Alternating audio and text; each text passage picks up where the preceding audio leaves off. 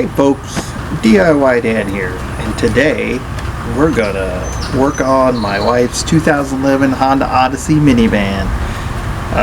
It needs the lower control arms, it needs the bump stops because both of them were broken, and we're going to replace the upper control arms as well. So let's try it out and let's get started. Okay folks, what you're gonna see is not the work that I just told you about, because I had a lot of trouble. I practiced by doing the passenger side, had some issues, but overall got the whole job done. It's going to film the driver side because there's a lot more room in there and a lot easier for you to see, and had nothing but trouble. So I'm going to leave some of those clips in. Didn't record any of it. For those of you with sensitive ears, there might be some colorful metaphors in there because I had it. Just to be honest with you, I just had it. I've been at this for 5 hours now, and I couldn't to tell you what the problem was. The bolt that goes into the back. Well, here, let me show you. This is the lower control arm. This is from the passenger side. This is what I was replacing. The bolt got seized in this. This is the side that goes to the frame, and then this is the side that goes to the wheel. So there's a bushing in here, and that's part of the reason why I was replacing it, because the bushing is kind of bad. But the bolt is seized in here. I tried force, I tried heat, nothing. So I got fed up. Like I said, I've been doing this for hours, and so I gave up. I'll try maybe tomorrow, but I can't break that loose. So I don't have a saw to cut the bolt. I'm not confident in that, even if I did, to be honest with you. So probably just going to have a professional break it loose, or maybe end up having to pay somebody to do it. Regardless, you're going to have to get a alignment anyway, so somebody would have to break that bolt loose, because I'm sure I messed up the alignment on it too. So anyway, this was the bump stop on the other one. I mean, I didn't throw anything away. That's actually, it had completely broken off. So, and then this is the upper control arm. It goes like this, frame of the car into the knuckle. As you can see, it's all rusted out.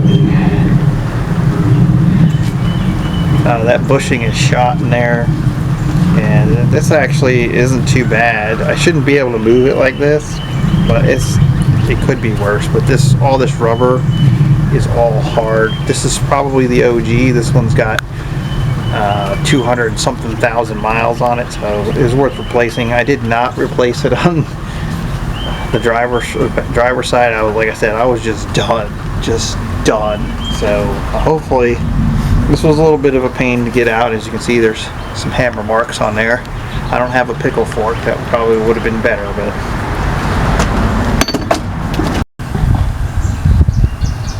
okay, so this is just to show you. This is the passenger side.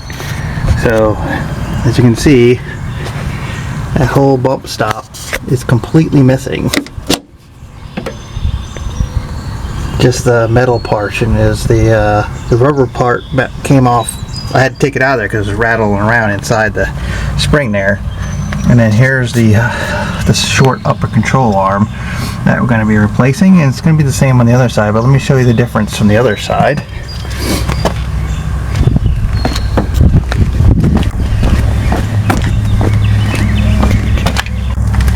You can see even this one.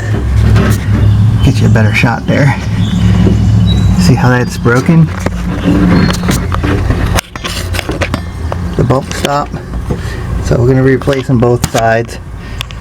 And then here's the other short upper control arm here. I think it's an upper control arm. So we're replacing all that, and this as well. This is the driver's side, by the way. So we're replacing this as well as the bump stops. So I'm going to do We're going to work on the driver's side, but the passenger side is exactly the same. Okay, folks, so here's the tools that I ended up using. We need them all, I don't know. This is for a 2011, you may need something different, but it's a 19mm wrench, either a hand, half-inch ratchet. I've also got this that I'm going to be using as a half-inch, and this is a 3/8. You'll need a 14mm socket. You will need a 12mm socket. You will need a 17mm socket and a 19mm socket with a wobble if you have it, or one of those knuckle ones, plus extensions. I also have an electric ratchet just in case, a hammer. Oh, I forgot about this. This is a 3/4 inch, but it's supposed to be a 19, but I don't have a short 19, and I needed a short 19, so I'm using a 3/4 to replace the 19. And you'll also need an 18, because when you replace the bolt for the lower control arm that goes into the knuckle, it's an 18. If you want to use the old bolt, you can, but my old bolt on the other side was bad, so this is where we're working. So again, we're going to do this upper control arm, these two bolts. This is the 19 underneath. It's just like if you've ever done a tie rod. It's got a castle nut on it. I recommend reusing that castle nut, and you'll see why when we take it off. And it's got a cotter pin in it, but it's a locking one, so you can reuse it. So try not to break it. And that is going to be a 17, I think. We'll find out again when we get there. And then back there. Now, the one thing to note about this is that the nut that goes into the frame is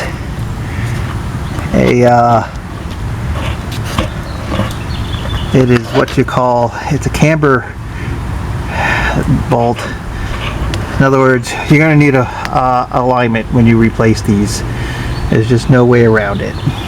Even if you mark the bolt, which I did, and put it right back where it belongs, you're still going to need an alignment. It'll get you through, but you should go get a rear wheel alignment on it. So what we're going to do first, we're going to do this lower control arm first. I'm going to move my little jack out of the way. The car is on jack stands, but you're going to need another jack or jacking mechanism. So we're doing this first. Now this is under tension from the spring, and if you want to replace your coil springs, this would be a good time to do that. I'm not. Just going to do the bump stop and the control arm and the upper control arm. I believe that's what that thing's called there. So let's get started with that. Okay, first thing we're going to do is we're going to loosen the big bolt back here. That's the camber bolt. So that's going to be a 19, if memory serves. And we're going to loosen that so that this side will come down easier. So let's get an impact. 19 on that. Wobble bit here. Get in there. There we go. It's a little easier on this side because it doesn't have the exhaust in the way like the other side does. If you live up north, you might want to consider doing some penetrating oil because this can get rusty under here. It would help. What happened? Yeah, it would help if I plugged it in. Hold on. Plus I had it going the wrong way anyway, so it's kind of fortuitous. There we go. Alright, don't take the nut all the way off. Remember, we're just loosening it. Now, that That way this will come down a little easier. So, next, I'm going to switch to our 17.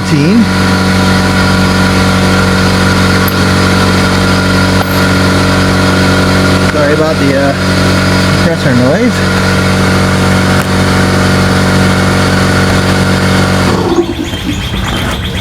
So this is where the jack comes into play, because this is under tension. So the last thing you want to do is try to pull this bolt out. First of all, you'll never get it out. Second of all, you're going to hurt yourself. So what we're going to do, take some of the tension off. Move you down a little bit. There we go. Perfect. So I'm just gonna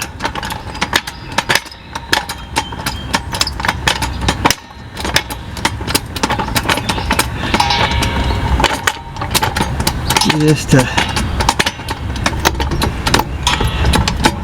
see how it's going up. That should be okay. We'll see. There is no bolt on the other side. It is a welded onto the part, so you don't have to worry about that. Alright, this is what we got. 17 3/8 inch, because I don't have an adapter. Let's put it on loose. I don't know if you could see it in the video, but the knuckle moved a little bit.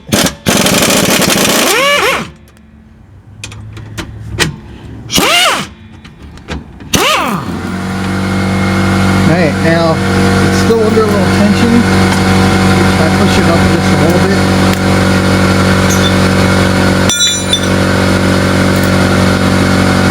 Take a wrench. Here, let me fix it a little bit so you can see a little bit. Alright, just brace it against something. Alright, there you go. Here's your bolt. Alright, so now, again, remember, we are under tension, so we need to let this down slowly until the tension is fully released, and then your spring will start to come out.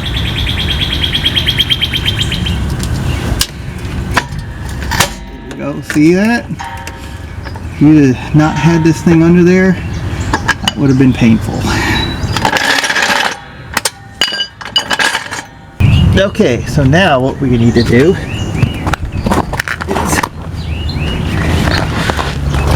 get this spring out of here. See, we loosened the bolt, so this would be loose too. It was at this moment that I realized I was going to have a problem. If you see me pushing down on that control arm, you realize that it's a lot harder. It should be loose, and it wasn't loose, and I was like, uh-oh, well, maybe it'll break loose in a minute. Let's just say that didn't happen. So there's still tension on it. You just got to push it down. There we go. The coil spring, make sure this comes out with it. You can replace these even if you're not going to replace your coil spring, but I am not doing that. This bottom one comes with a new one, so this will be replaced.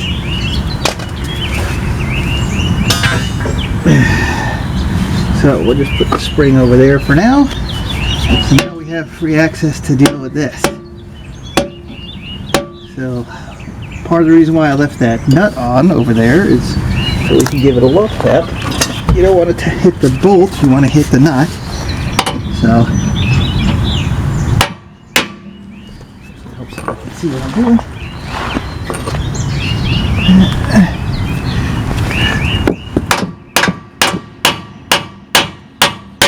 This was my second indication I was having a problem, because that bolt never budged once when I hammered it, and on top of that I also ended up deforming the nut on it, so I'd recommend not doing that, because I almost deformed it too much for me not to be able to put it back on again. So don't do what you see me doing here. And again, this was problem number 2. Alright, and now I'm gonna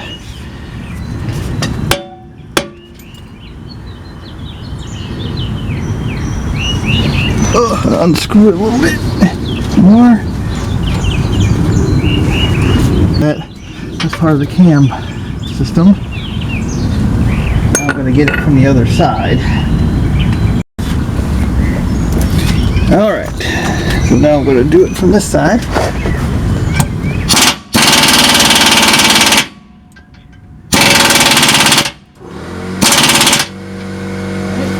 Let's try half-inch.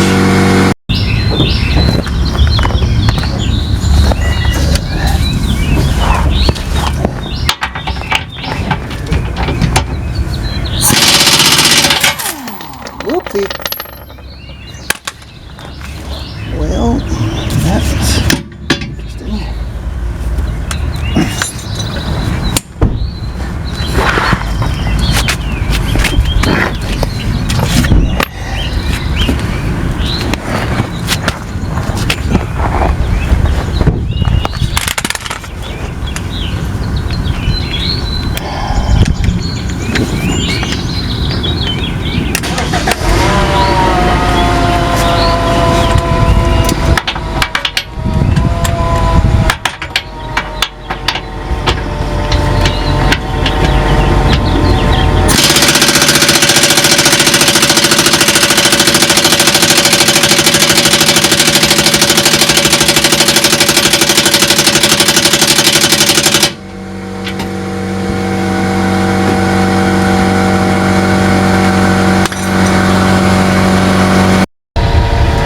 Okay, let's try this breaker bar because that sucker apparently is really in there. So, let's see if we can left PVC.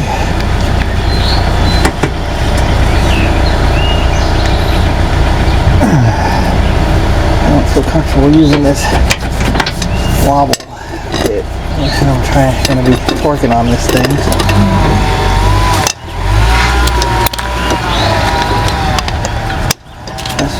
Straight on there.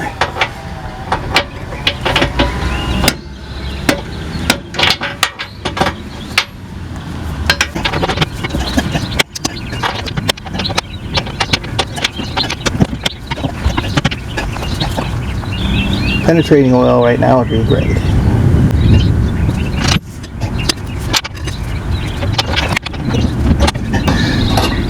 Ooh, no, I don't want to break it. That's for damn sure.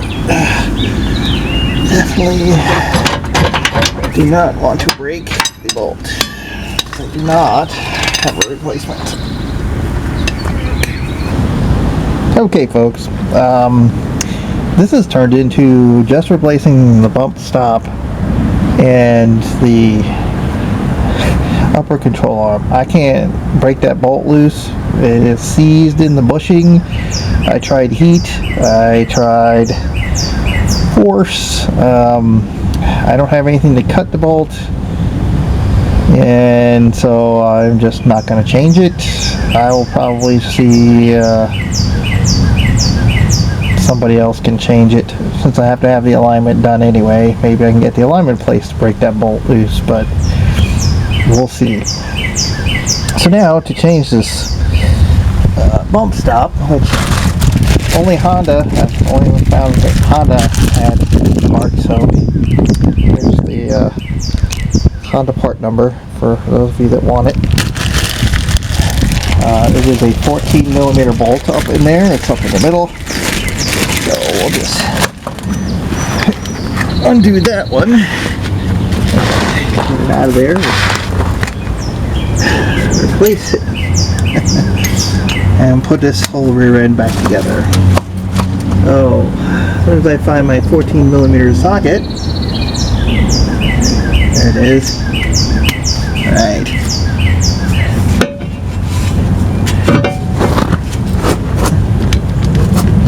This would be easier if the control arm was not in the way, of course.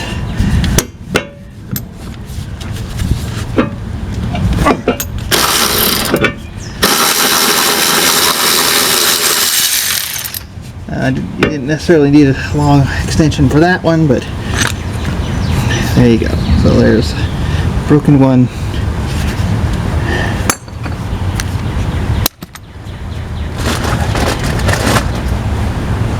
Here's the new one. Just drop the bolt in there.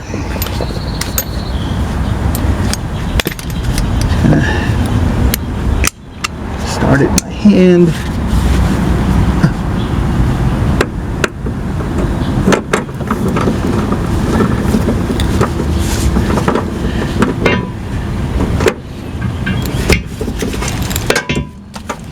Now I'm arguing with the control arm.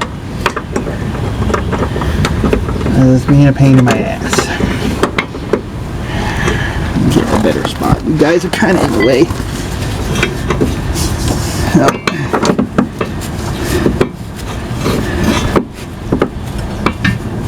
The other side went so much better. Guess I should have filmed that one. Alright, are we in there? Yes, now I can see this. Alright, screwing it in.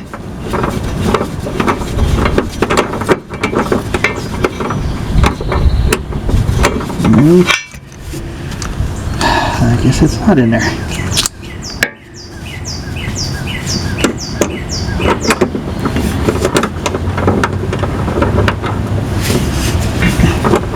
Starting to be irritated here.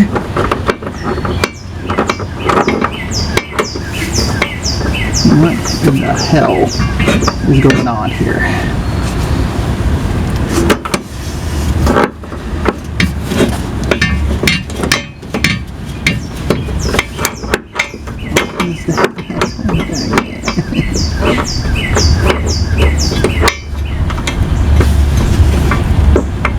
What the fuck is wrong?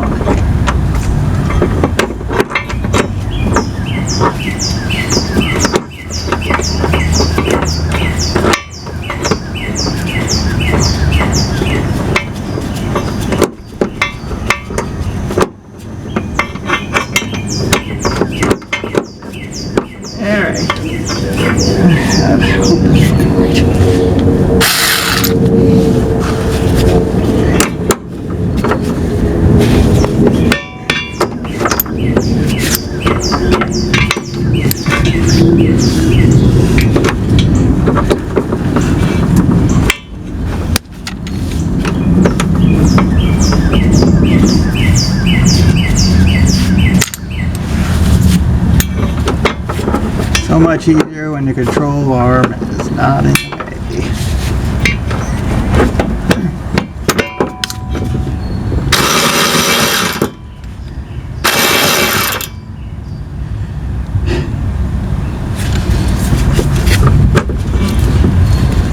Reverse threaded. Is that what my problem is?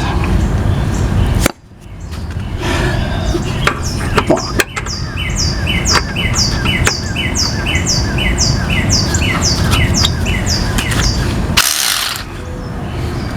Not even.